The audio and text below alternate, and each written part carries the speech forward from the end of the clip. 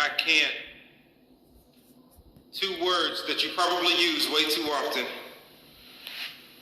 I guess you like those two words. Well, let me join in and tell you what you can't do. You can't afford to fail. You can't afford to take this one life and throw it away.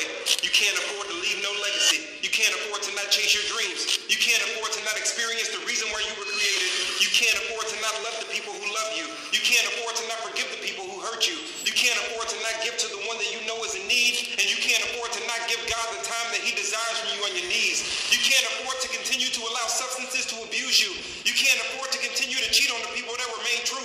You can't afford to go down the same path and expect it to lead to a different place. And you can't afford to continue to make decisions about other people just based on their race. You can't afford to take your own life. Without life, you're empty-handed. And you can't afford to not give God the time to show you the purpose for why you feel damaged. You can't afford to give up the fight on that disease. Your team needs you here.